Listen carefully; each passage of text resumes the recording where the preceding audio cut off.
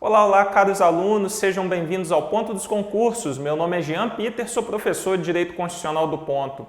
Meus queridos, hoje eu chamo vocês para uma conversa a respeito do concurso do Tribunal Superior do Trabalho. A aula demonstrativa de hoje basicamente consistirá em comentar com vocês um assunto, um tópico dentro da expectativa de edital que nós teremos agora para o ano de 2017 para o cargo de analista, tá joia? Eu lembro a vocês que gravei já e está disponível no site do Ponto como aula demonstrativa fora da área do aluno, qualquer pessoa pode assistir. Também lá no YouTube o acesso é liberado, tá joia? Comentários e questões e dicas tops a respeito do cargo de técnico do Tribunal Superior do Trabalho, tá joia? Na aula de hoje, então, falarei a respeito um pouquinho do edital que nós esperamos para analista do Tribunal Superior do Trabalho e vou pinçar um tópico específico dentro desse edital e te dar as questões que vão cair na sua prova a respeito do tema, beleza? Olha só, como nós sabemos, o Tribunal Superior do Trabalho está com um edital iminente agora para o ano de 2017, tá joia, meus amigos? Nós já temos a banca definida, é a Fundação Carlos Chagas, inclusive eu faço um parêntese aqui com você para que você assista tanto no site do Ponto quanto no YouTube o webinário gratuito com dicas dos professores do Ponto a respeito deste concurso do Tribunal Superior do Trabalho, tá joia? Então acesse lá nossas páginas e você terá aí ótimas dicas, ótimos conteúdos, inclusive aula minha de Direito Constitucional, quando eu trago ali diversas provas da área trabalhista que foram aplicadas pela FCC no ano de 2017 e comento os conteúdos que irão cair no seu edital, tá joia, meus amigos? Fora isso, hoje eu fiz um recorte, né? Hoje eu vou pegar um ponto específico da matéria e trabalharei ali 2, 3, 4 questõezinhas a respeito desse ponto, mas tenho certeza que pode te ajudar a acertar uma questão na prova, tá ok? Nós sabemos o seguinte, 2 informações básicas. Concurso esperado para este ano de 2017 e será realizado pela Fundação Carlos Chagas, tá joia? Fundação Carlos Chagas realizou também o último concurso do Tribunal Superior do Trabalho. Em 2012, Fundação Carlos Chagas realiza diversos concursos de tribunais da área trabalhista. Então nós já temos o feeling de como a banca FCC gosta de trazer ali os conteúdos para sua prova, tá joia? E com base no último edital, no edital de 2012, eu preparei aqui para vocês um esqueminha do que nós podemos esperar para essa prova. Seja bem-vindo ao Ponto, então, vem comigo para o quadro. Olha só, galera. Para a área de analista, isso daqui eu coloquei a área analista, a área administrativa, mas na verdade se aplica também à área judiciária, tá joia? Só que a judiciária ainda tem um conteúdo a mais, como por exemplo, controle de constitucionalidade. Vamos focar aqui para analista nos aspectos comuns que nós podemos esperar para a nossa prova, tá joia? Princípios fundamentais, meus amigos, princípios fundamentais, basicamente vocês verão aqui normas atinentes à estrutura do Estado brasileiro, fundamentos, separação dos poderes, objetivos fundamentais e princípios de relacionamento internacional, né? Aqui dentro você vê, por exemplo, a forma de Estado, a forma de governo, o regime de governo adotado pelo Brasil e junto também a gente comenta sobre o sistema de governo adotado pela República Federativa do Brasil, tá joia? Disposições iniciais, disposições preliminares, princípios fundamentais que estão contidos do artigo 1º ao artigo 4º da sua Constituição, tá ok? Vem comigo para o quadro, porque aqui então, nós já temos a diretriz, artigo 1º e artigo 4º da Constituição.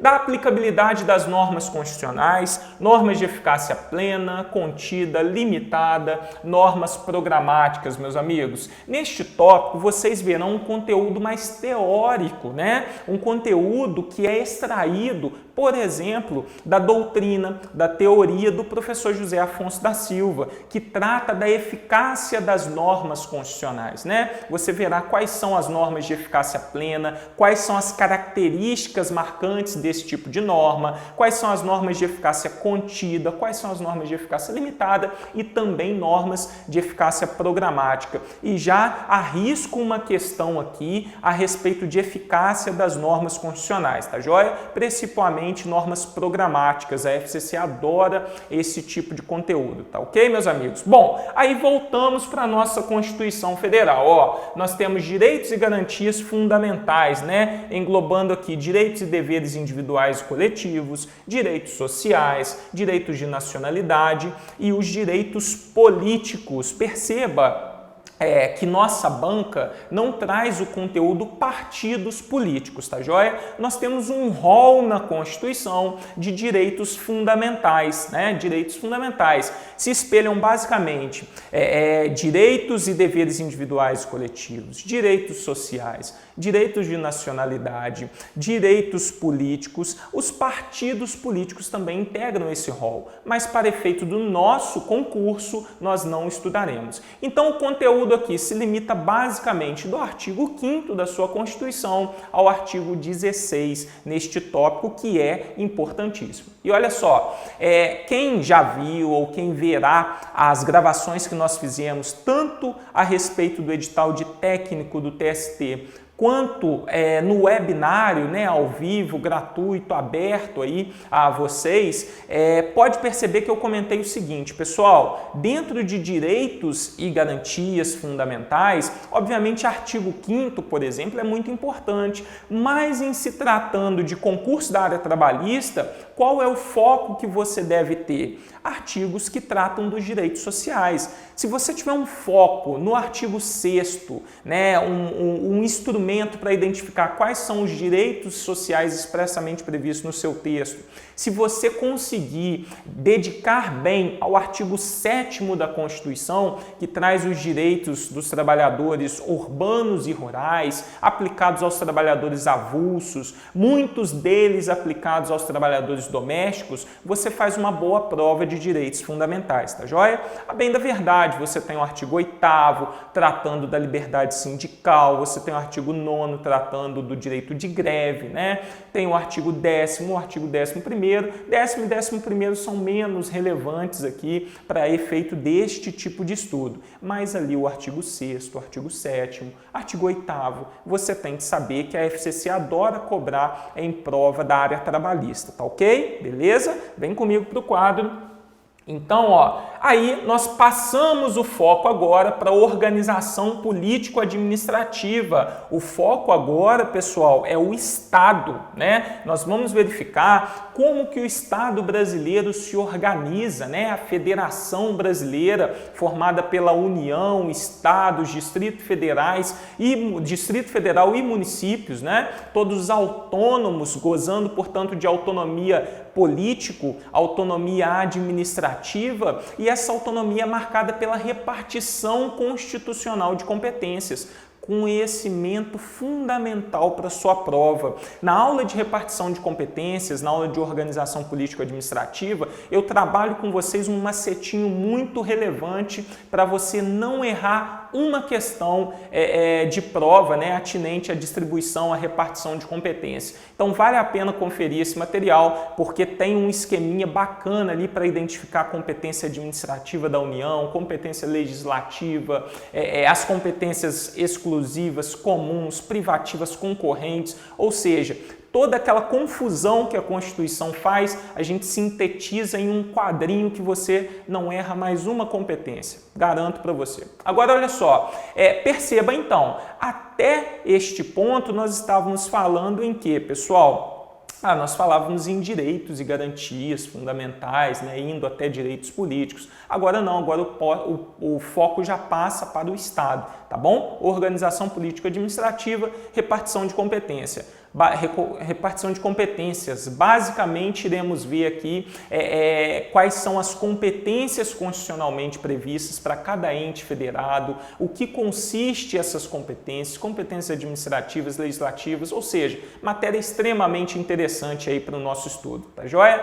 Voltando para o quadro, nós vamos ter administração pública, disposições gerais e servidores públicos. Aqui nós temos um conhecimento básico. Um conhecimento que cai sem sombra de dúvida em todos os concursos, tá joia, meus amigos? Por quê? Ora, você quer ser o quê ao passar no concurso? Você quer ser um servidor público. Então aqui as normas atinentes à administração pública, que vão do artigo 37 ao 41, vão trazer diretrizes básicas aplicadas ao serviço público, à administração pública, tá joia? Então artigo 37 ao 41 é de conhecimento obrigatório para a sua prova. Vai cair uma questão aqui dentro no seu concurso, tá ok? Então já coloque aí no seu material para você estudar. Aí o maior tópico do edital, né? O maior tópico do edital para analista, né, principalmente na área administrativa, está aqui, ó,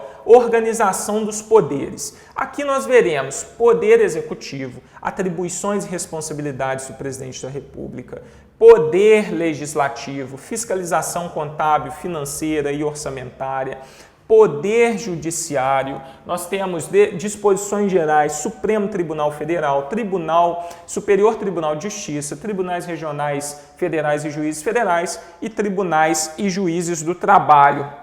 Aqui, meus amigos, ó, qual o foco que vocês têm que ter? Perceba que o conteúdo é gigantesco, né? Então, nós temos, por exemplo, Poder Judiciário. Poder Judiciário vai cair na sua prova. Ah, Jean, entre Poder Executivo, Legislativo e Judiciário, qual que é o que tem mais chance de cair?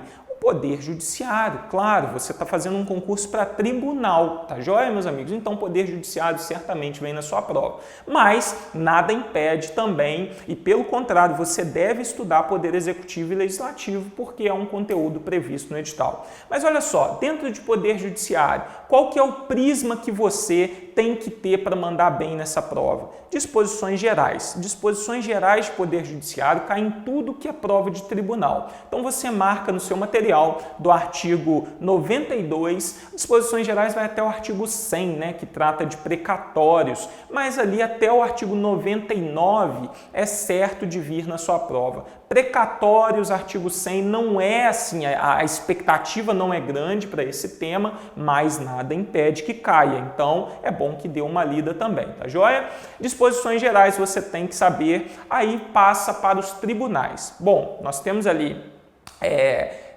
Supremo Tribunal Federal, Superior Tribunal de Justiça, Tribunais Regionais Federais e Juízes Federais e Tribunais e Juízes do Trabalho.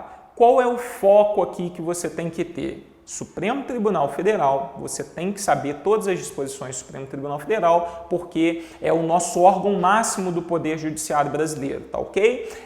Muito cuidado com o Supremo Tribunal Federal, porque prova da FCC adora trazer para você comparação das competências. Compete ao Supremo Tribunal Federal julgar originariamente. Vai trazer as competências do Supremo e em uma delas, se bobear, ou em mais disposições, vai cair competência do Superior Tribunal de Justiça, STJ. Então acaba que quem estuda Supremo Tribunal Federal necessariamente tem que estudar STJ também por conta das competências, né? Então é importante estudar, fazer esse estudo comparativo de Supremo Tribunal Federal e STJ, tá joia? Bom, e aí? Jean, mas aí sobrou tribunais regionais federais, juízes federais, tribunais e juízes do trabalho. Meu amigo, você não pode ir para essa prova sem saber tribunais e juízes do trabalho, sem saber a organização da justiça do trabalho, quais são os órgãos do Poder Judiciário que compõem a justiça do trabalho, como é composto, né, o Tribunal Superior do Trabalho, como são compostos os tribunais regionais do trabalho, quais são os critérios para se chegar a ser ministro do Tribunal Superior do Trabalho, desembargador ou juiz, né, do trabalho no Tribunal Regional do Trabalho. Então, são disposições que você tem que saber, além das competências materiais da Justiça do Trabalho no artigo 114. Então, dentro do Poder Judiciário aqui, foco, princípio, disposições gerais, Supremo Tribunal Federal e tribunais e juízes do trabalho. Isso você tem que saber. Se não souber, você estará 2 passos atrás do seu concorrente, tá ok? Bom, e aí temos como conhecimento ainda cobrado no nosso edital, funções essenciais da Justiça. Vemos aqui Ministério Público, Advocacia Pública, Advocacia Privada, Defensoria Pública. Dentro dessas disposições da administração da Justiça, né, que vai basicamente do artigo 127 até o artigo 135, o foco deve ser voltado para Ministério Público e Defensoria Pública. Ministério Público e Defensoria Pública, tá ok, meus amigos? Este é o foco que você tem que ter com maior incidência, mas é claro, conhecendo as disposições também, principalmente da advocacia pública, porque a advocacia privada, o conteúdo previsto aqui na Constituição Federal é bem reduzido, né? Tá, joia? Então esse é o esquema que você tem que ter para dinamizar o seu estudo. Olha, qual que é o foco em cada tópico do edital, né? Este é o esquema que eu quero passar para vocês. Bom, e aí vocês podem ver na aula demonstrativa para o concurso de técnico, eu trabalhei as diversas questões que caíram no último edital, trabalhei os conteúdos dentro dessas questões, então é muito importante dar uma olhadinha lá, tá ok? No webinário, o webinário foi fantástico, só professor de qualidade aqui, passando dicas fundamentais para você. Nós também trabalhamos ali diversos conteúdos do edital, tá ok? Então é importante que você tenha acesso a essas aulas também, que estão gratuitas lá no YouTube, no site do Ponto. Aqui eu vou fazer um recorte a respeito do Poder Executivo. Por quê, meus amigos? Olha, Poder Executivo é um conhecimento fácil? É um conhecimento relativamente fácil, mas muita gente se confunde em questões tão banais a respeito de Poder Executivo que perde a chance de ocupar o seu cargo público por conta de um desvio de atenção, por conta de uma estratégia de estudo equivocada. E vocês verão que para a prova de analista, não estou falando nem para a prova de técnico, para a prova de analista, quando cai Poder Executivo, você não pode se dar o luxo de errar, tá joia, meus amigos? Por quê? É um conhecimento que a Constituição traz relativamente tranquilo, você só precisa organizar a forma de estudar Poder Executivo. Então, a minha expectativa com essa aula é que, te mostrando os tópicos que vai cair ali, né, que vão cair ali nesse edital, você possa já sedimentar qualquer dúvida a respeito do Poder Executivo, tá joia? E também você pode me encontrar nas redes sociais aí com outras dicas a respeito de conteúdos do edital, tá joia, meus amigos? Então, sem delongas, vem comigo para o quadro, vamos ver Poder Executivo. Olha só. Quando eu falo em Poder Executivo especificamente para essa aula, eu quero tratar com vocês atribuições do Poder Executivo e responsabilidades, principalmente aqui do chefe do Poder Executivo, né, do presidente da República, por exemplo. Meus caros, percebam o seguinte. Quando nós falamos em Poder Executivo, o que vem à sua cabeça? A executar alguma coisa? Você não está errado, não. O Poder Executivo é uma das funções essenciais do Estado brasileiro, tá joia? Compete ao Poder Executivo a função precípua, a função típica de administrar os interesses públicos, tá joia, meus amigos? Compete a função precípua, né, do Executivo administrar os interesses públicos, realizar políticas públicas. Nosso Poder Executivo, ele é monocrático. Nós temos um presidente da República, isso no âmbito federal, claro, tá? Nós temos um presidente da República que acumula as funções de chefe de Estado, chefe de governo e chefe da administração pública federal, tá ok, meus amigos? Nós vivemos numa república presidencialista, tá joia? Onde uma pessoa apenas acumula as funções de chefe de Estado, ela representa o Estado brasileiro na comunidade internacional. Chefe de governo responsável por decisões internas importantíssimas no cenário constitucional brasileiro, como, por exemplo, decretar o estado de defesa, decretar a intervenção federal, solicitar autorização para decretar estado de sítio, sancionar e vetar projetos de leis, né? E o chefe da administração pública federal, né, pessoal? Compete ao presidente da República, por exemplo, nomear ministros, ministros, prover cargos públicos, tá joia? Então percebam a importância do chefe da administração pública federal, do chefe do governo e do chefe do Estado brasileiro, tá ok, meus amigos? E aí, nós temos que as competências do presidente da República estão disciplinadas no artigo 84 da Constituição Federal. Artigo 84 traz as competências do presidente da República e fala lá, compete privativamente ao presidente da República aquele rol de competências. E aí você começa a desesperar, fala, meu Deus do céu, como eu vou decorar todas essas competências previstas no artigo 84? Primeira resposta, você não terá que decorar todas as competências. Segunda pergunta, então, como eu faço para não errar a questão a respeito de competências do presidente da República? E a resposta, você vai gravar apenas as competências delegáveis do presidente da República. Meus amigos, percebam o seguinte, no artigo 84, nesse rol imenso de competências do presidente, você vai encontrar diversas competências. Algumas delas são delegáveis. O que significa ser delegável uma competência? Significa que o presidente da República pode direcionar essa competência para determinada pessoa, para que essa pessoa, constitucionalmente habilitada para tanto, possa exercê-lo. Então, quando você vai estudar competências do presidente da República, a dica é grave quais as competências que são delegáveis e para quem essas competências são delegáveis. Como é que você vai saber isso? Lendo o parágrafo único do artigo 84.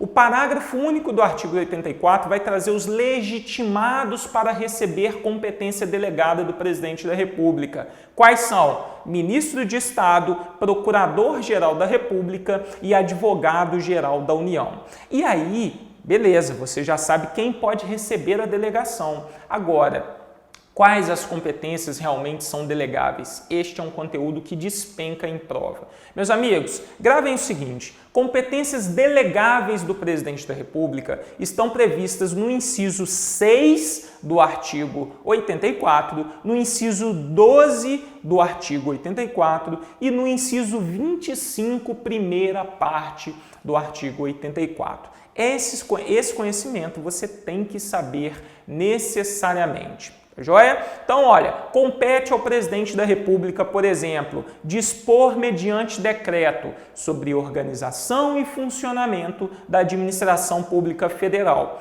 Ressalva, quando não implicar aumento de despesas, criação ou extinção de órgão público. Tá joia? Isso está lá no artigo 84, inciso 6, a linha A. Na linha B, fala que também compete ao presidente da República dispor mediante decreto sobre extinção de função e cargos públicos quando vagos.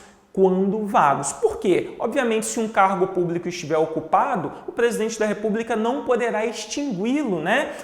Por mero decreto. Dependerá de lei que vai determinar a extinção daquele cargo. Tá ok, meus amigos? Então, essas duas competências que o presidente da República possui para tratar mediante decreto podem ser delegadas. Podem ser delegadas a quem, Jean? Ao Procurador-Geral da República, ao Advogado-Geral da União e a ministros de Estado. Tá ok, meus amigos? Outra competência que o presidente da República pode delegar, conceder indulto, comutar pena com a oitiva dos órgãos instituídos em lei. Tá joia? É uma competência que o presidente da República também poderá delegar àquelas mesmas pessoas.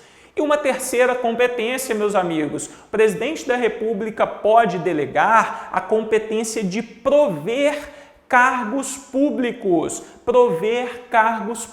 Então, pode haver ali a delegação, por exemplo, ao Procurador-Geral da República para dar provimento a cargos públicos. E o Supremo Tribunal Federal já entendeu que o provimento a cargos públicos também abarca a atribuição de desprover o cargo público. Então, por exemplo, aplicar uma pena de demissão a um servidor público também pode ser delegada pelo presidente. Tá ok? Olha só como fica fácil você instrumentalizar as competências do presidente da República. Vem comigo para o quadro, ó.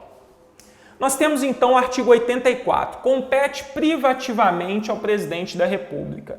Compete privativamente ao presidente da República. Olha lá, nomear e exonerar ministros, exercer com o auxílio dos ministros de Estado a direção superior da administração federal, iniciar processo legislativo na forma e nos casos previstos na Constituição, sancionar, promulgar, fazer publicar as leis, bem como expedir decretos e regulamentos para sua fiel execução, vetar projetos de lei total ou parcialmente. Aí começam as competências delegáveis, dispor mediante decreto sobre organização e funcionamento da administração pública federal, quando não implicar aumento de despesa, nem criação ou extinção de órgão público, tá joia, meus amigos? Obviamente, se houver criação ou extinção de órgão público, tem que ser por meio de lei, tá joia?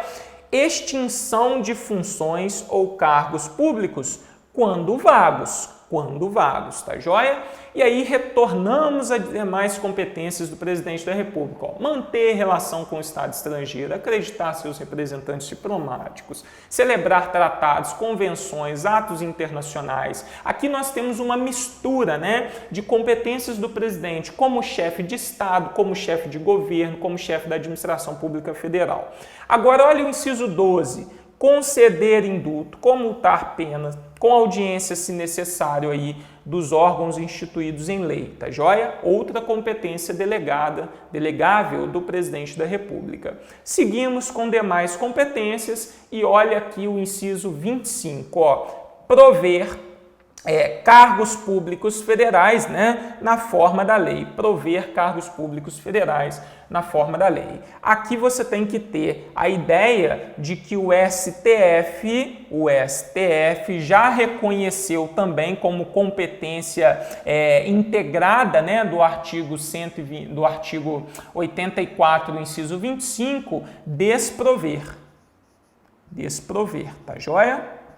Então, o presidente da República não só pode delegar a competência para prover cargos públicos, tá joia, federais, como desprover também.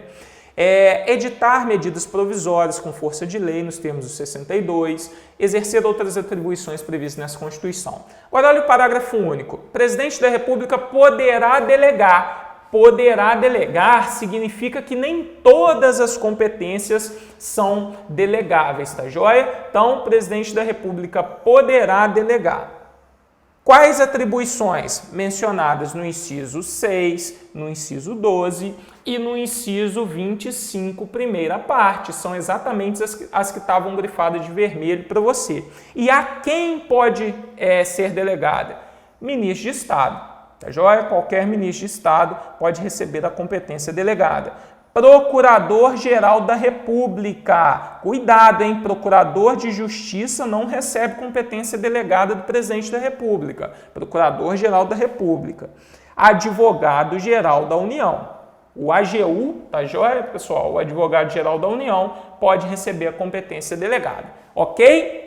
Conhecimento importante que você tem que saber aqui para efeito de prova, Bom, e aí passamos para um outro conhecimento relevante, meus amigos. Responsabilidade do presidente da República. O presidente da República pode praticar crimes. Nós temos que saber qual vai ser a natureza do crime que o presidente da República pode cometer. Ora, o presidente da República pode cometer um crime comum, um crime que qualquer um eventualmente pode cometer, tá ok? E o presidente da República pode cometer um crime de responsabilidade, que são infrações políticas previstas aí no artigo 85 da Constituição. Jean, qual a diferença básica entre eles, meus amigos? Há muita diferença básicas entre eles. Por isso, cai na sua prova. Olha, quando o presidente da República comete um crime comum, ele vai ser julgado pelo STF. Quando o presidente da República comete um crime de responsabilidade, ele vai ser julgado pelo Senado Federal. Olha a diferença entre os órgãos e julgamento, tá joia? Um faz um julgamento jurídico, o STF. O outro faz um julgamento político, Nós temos, portanto, o Senado Federal, que integra o Poder Legislativo Federal, exercendo uma função atípica de julgar o presidente da República. Então há uma diferença imensa no crime comum para o crime de responsabilidade. Olha só, tem um ponto inicial que é comum para eles, crime comum e crime de responsabilidade. Qual é? A necessidade de autorização prévia da Câmara dos Deputados.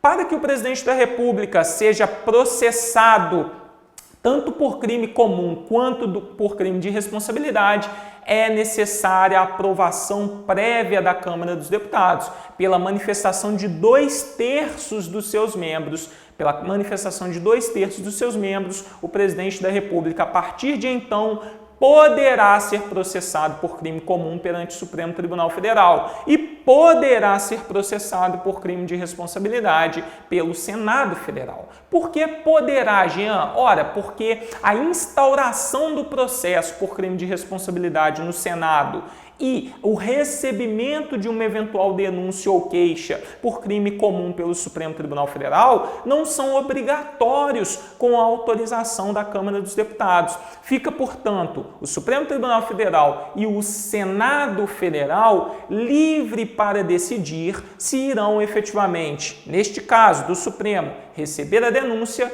ou, lá no caso do Senado, se irá instaurar o processo de responsabilidade. Beleza, meus amigos? Tranquilo? Importante que você saiba.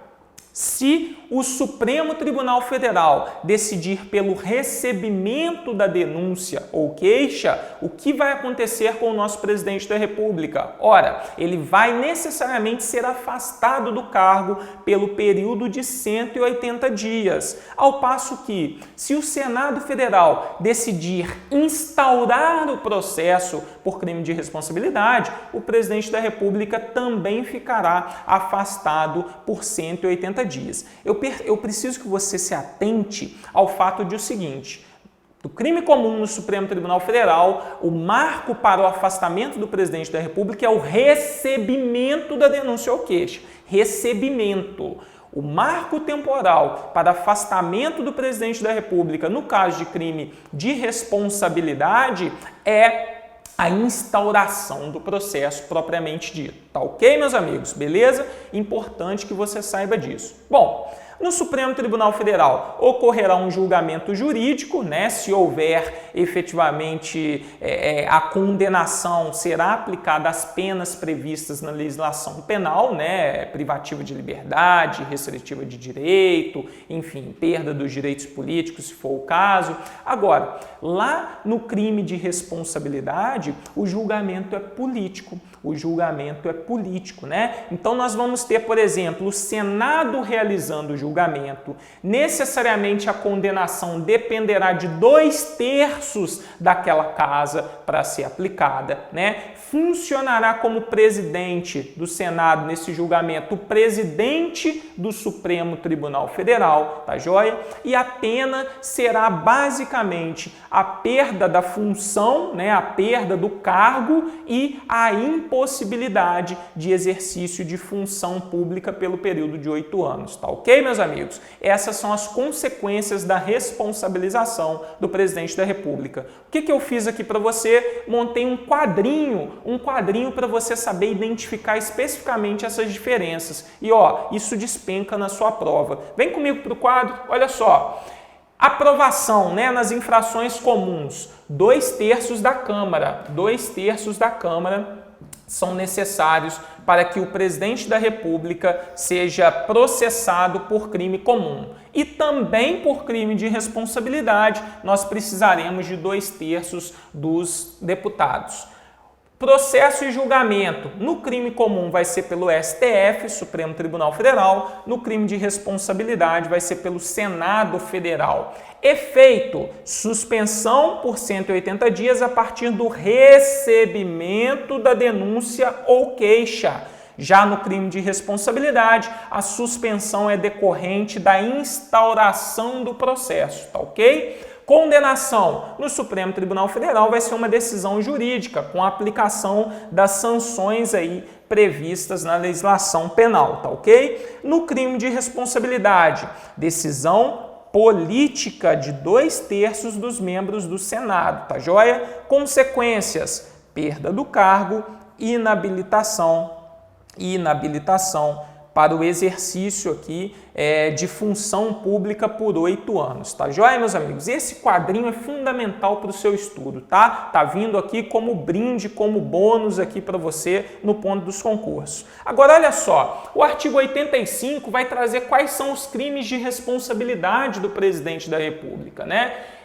Atentar contra a existência da União Federal, contra o livre exercício dos poderes legislativos, do Poder Judiciário, do Ministério Público, dos poderes constitucionais das unidades da Federação, exercício dos direitos políticos, individuais, sociais, a segurança interna do país, né? Então o presidente acaba comprometendo a segurança interna do país com atos internacionais. Probidade na administração pública pode gerar responsabilização do presidente da República.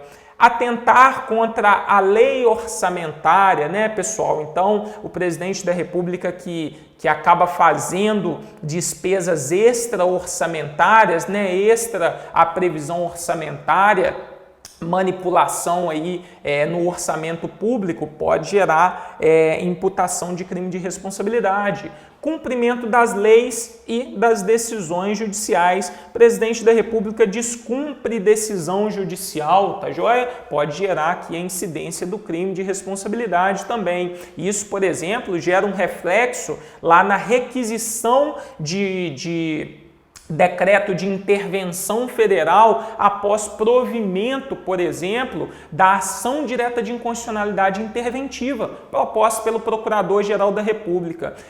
Por exemplo, quando estiver sendo violados, né, os direitos da pessoa humana em um determinado estado, o Procurador-Geral da República pode entrar com uma ADI interventiva, ação direta de inconstitucionalidade, com a finalidade de intervenção federal. Se o Supremo Tribunal Federal, por exemplo, der provimento a esta ação, fará a requisição ao presidente da República do decreto de intervenção federal. Neste caso, o presidente da República age de forma vinculada ao decreto a decretar a intervenção federal. Se ele assim não faz, ele pode incorrer aqui em crime de responsabilidade, dentre várias outras situações possíveis. Beleza? Tranquilo? Bom demais. Vem comigo para o quadro.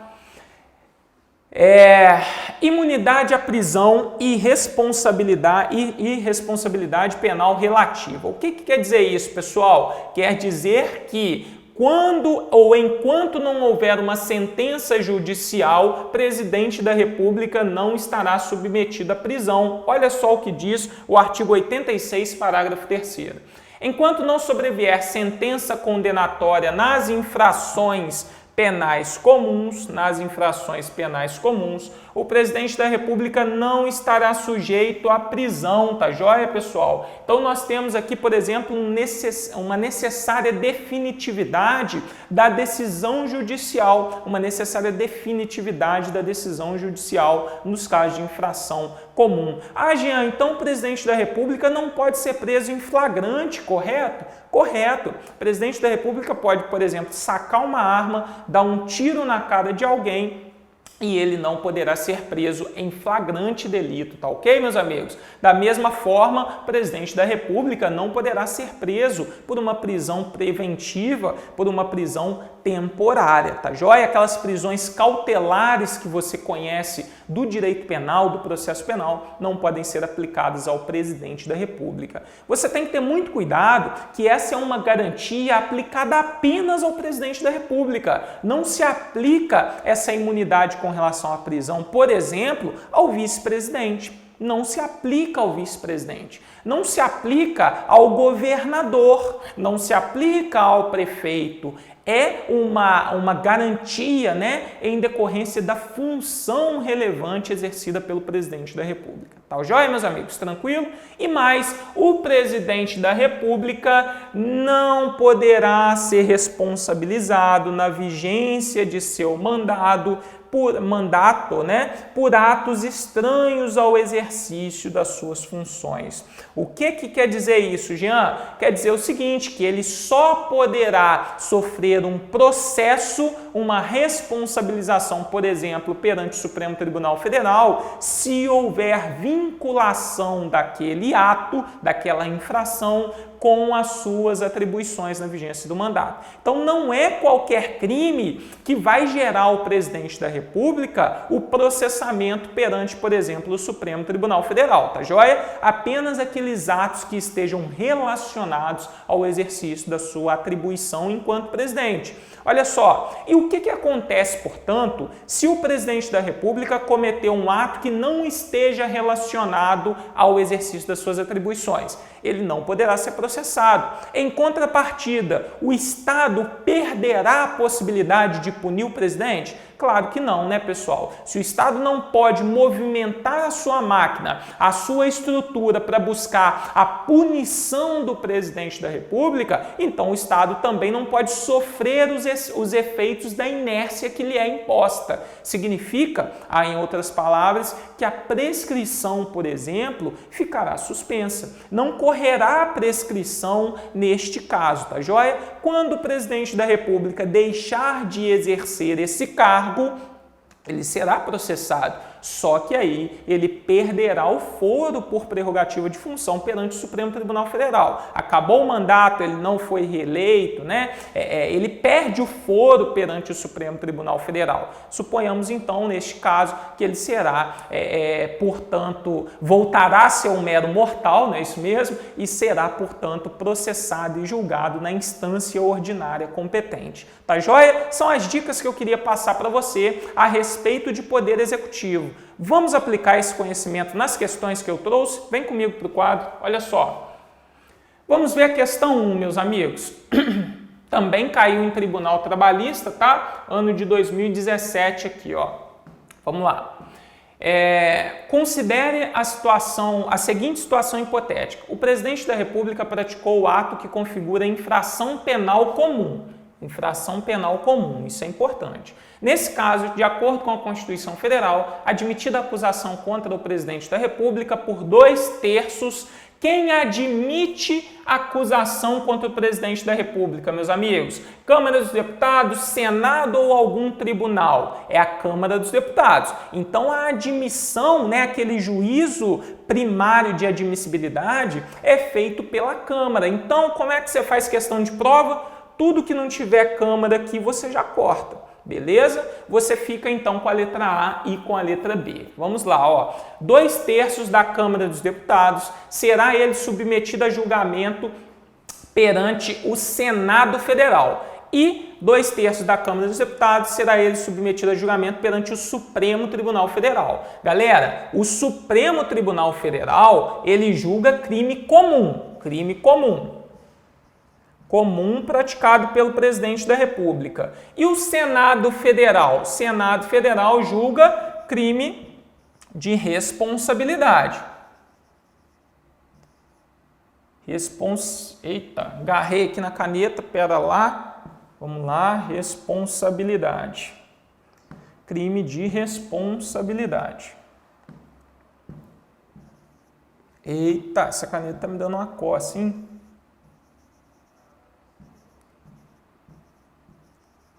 Ora, se compete ao Supremo Tribunal Federal julgar crime de responsabilidade, só você, ao Senado Federal julgar crime de responsabilidade, só você voltar no texto da questão, ó. Ato configura infração penal comum. Infração penal comum é crime de responsabilidade? Não. Infração penal comum é um crime comum, tá joia, pessoal? Então, por exemplo, Supremo Tribunal Federal é o órgão legitimado para julgar o presidente da República nas infrações penais comuns, beleza?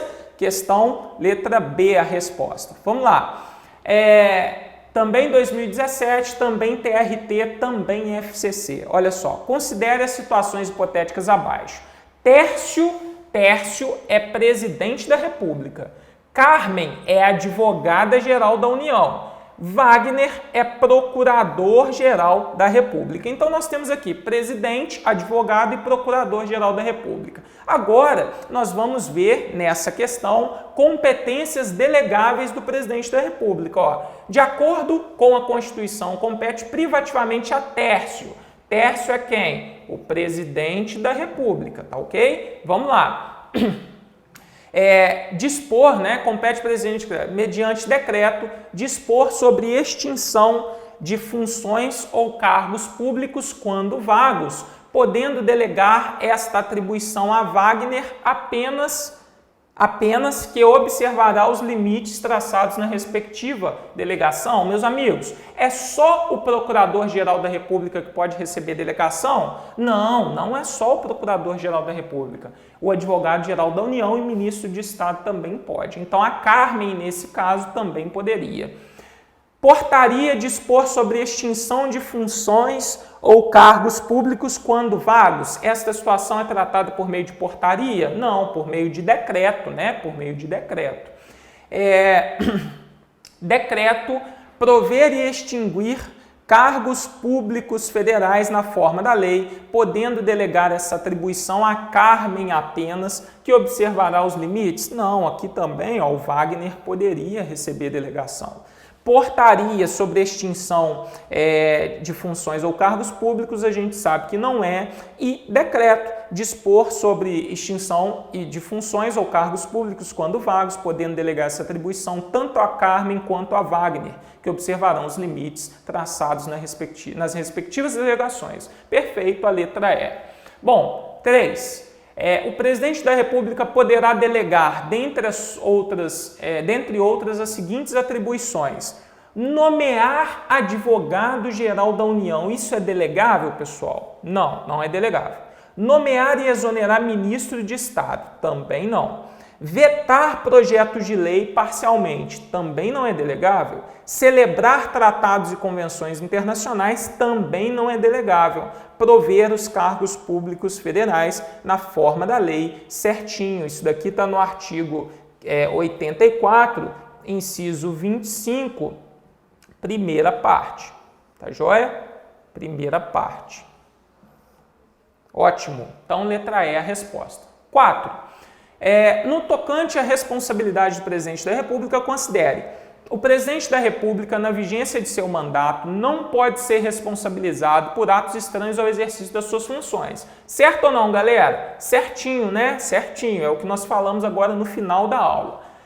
Enquanto não sobrevier sentença condenatória nas infrações comuns, o presidente da República não estará sujeito à prisão. Perfeito! O presidente da República não se sujeita, por exemplo, à prisão temporária, à prisão provisória, tá joia? À prisão em flagrante, à prisão preventiva, né? À prisão em flagrante, tá ok? 3. Se o presidente da República estiver afastado de suas funções e no decorrer de 120 dias sem que esteja concluído o competente processo, cessará o seu afastamento sem prejuízo do regular prosseguimento do feito. Meus amigos, o erro aqui está no prazo, tá? O prazo é de 180 dias para suspensão e não 120. O presidente da República ficará suspenso de suas funções nas infrações penais comuns logo após a instauração do processo pelo Congresso Nacional. 2 erros, né? Instauração do processo e Congresso Nacional. Aqui nós teríamos, após o recebimento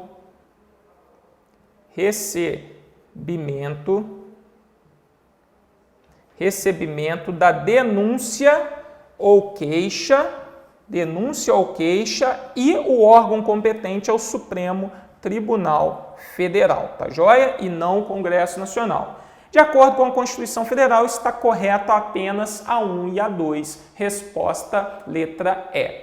Nosso gabarito. Tranquilo, meus amigos? Então, foi um prazer estar com vocês aqui nessa aula demonstrativa. Espero que nós possamos ter tirado aí, né? Espero que tenha sido possível ter tirado as dúvidas a respeito de Poder Executivo, né? Principais questões que vêm na sua prova a respeito de Poder Executivo, nós vimos aqui no Ponto dos Concursos hoje, de forma absolutamente gratuita para você, tá ok? Justamente para te ajudar a subsidiar o seu estudo. Ficou curioso para saber os demais conteúdos do edital? Dá uma olhada lá no site do Ponto, tá ok? Lá nós temos todos os pacotes, as disciplinas. Dá uma olhada também nas gravações que já foram feitas aí, tanto lá no site do Ponto quanto no YouTube, ou seja, se sinta absolutamente à vontade para degustar esse maravilhoso conteúdo de direito constitucional, beleza? Foi um grande prazer estar com vocês, um grande abraço, até mais, galera, valeu!